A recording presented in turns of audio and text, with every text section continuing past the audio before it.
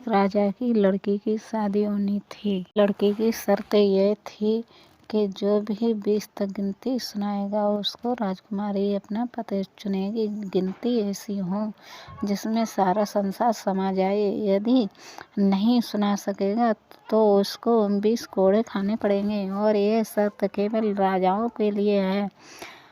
अब एक तरफ राजकुमारी का वर्णन और दूसरी तरफ कोड़े एक एक करके राजा महाराजा आए। राजा ने दावत भी रखी, मिठाई और सब पकवान तैयार कराए गए। पहले सब दावत का मजा ले रहे थे। फिर सभा में राजकुमारी का स्वयंवर शुरू होता है। एक से बढ़कर एक राजा महाराजा आते हैं। सभी गिनती सुनाते हैं जो उन्होंने पढ़ी हुई थी, लेकिन कोई भी गिनती नहीं सुना सका जिससे राजकुमारी संतुष्ट हो सके। अब जो भी आता कोड़े खाकर चला जाता। कुछ राजा तो आगे ही नहीं आए। उनका कहना था कि गिनती तो गिनती होती है, राजकुमारी पागल हो गई है।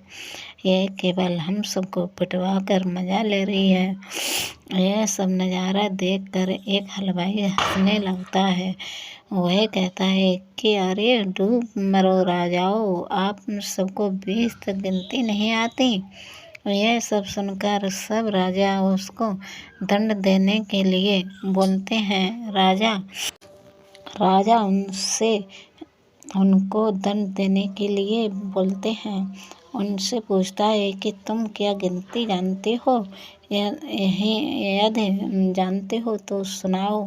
हलवाई कहता है, हे राजन, यदि मैंने गिनती सुनाई तो क्या राजकुमारी मुझसे शादी करेंगी? क्योंकि मैं आपके बराबर का नहीं हूँ और यह स्वयंवर भी केवल राजाओं के लिए है। तो गिनती सुनाने के से मुझे कोई फ़ायदा नहीं है और मैं नहीं सुना सकता, तो सज़ा भी नहीं मिलनी चाहिए। राजकुमारी बोलती हैं, ठीक है, यदि तुम गिनती सुना सके तो सुनाओ, तुमसे शादी करूँगी, और यदि नहीं सुना सके तो तुम्हें मृत्युदंड दिया जाएगा। सब देखकर रहते कि राजा तो हलवाई की मौत तय है। हलवाई को गिनती बोलने के लिए कहा जाता है। राजा की आज्ञा लेकर हलवाई गिनती सुनाना शुरू करता है। 1 भगवान, 2 पक्ष, 3 लोग, 4 युग, 5 पांडव, 6 शास्त्र, 7 वार, 8 खंड, 9 ग्रह, 10 दिशा, 11 रुद्र, 12 महीने, 13 रत्न, 14 विद्या, 15 तिथि, 16 श्राद्ध, 17 वनस्पति, 18 प्राण, 19वीं तुम और 20वां मैं, सब के बक्के रह जाते हैं। राजकुमारी हलवाई से शादी कर लेती है। इस गिनती में संसार के सारी वस्तु मौजूद हैं।